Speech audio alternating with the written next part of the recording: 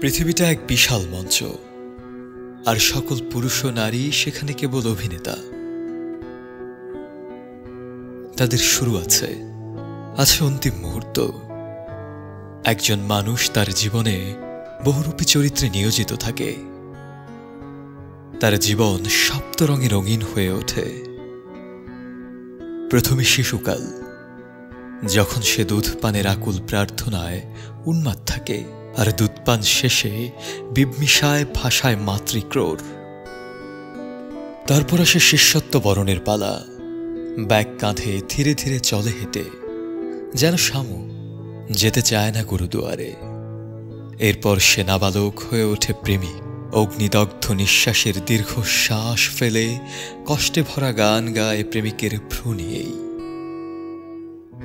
এরপর আসে রণক্ষণ, যখন সে হয়ে ওঠে সৈনিক, অদ্ভুত শপথে ভরা, গালে চিতার মতো দাড়ি, সম্মানের সন্ধিত, ঝগড়ায় তৎপর।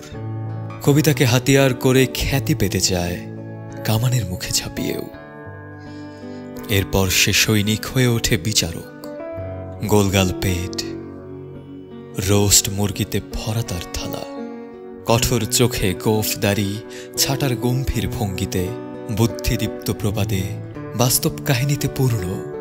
সে তার অংশ বুঝে নেয় নিজ দায়িত্বে। তার জীবনে ষষ্ঠ দৃশ্য আসে।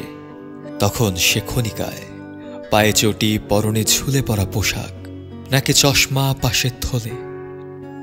যৌবনের শক্ত মোজাটি এখন ঠিলে, কারণ সতেজ পা আজ শুকিয়ে গেছে। গম্ভীর পুরুষালী গলাও এখন শিশু স্বরের দিকে ফিরে যাচ্ছে।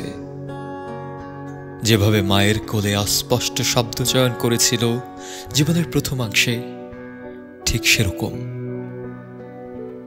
বহু ধাপ পেরিয়ে জীবনে সে দাঁড়ায় তার শেষ দৃশ্যে। এই বিস্ময়কর নাটকের অবসান। এ তো ফের প্রথম ধাপ। শুধু আছে একরাশ অভিজ্ঞতা, আর সব ফেলে আসা শৈশবের মতোই। নেই দাঁত, নেই চোখ, নেই স্বাদ, নেই কোনো কিছুই।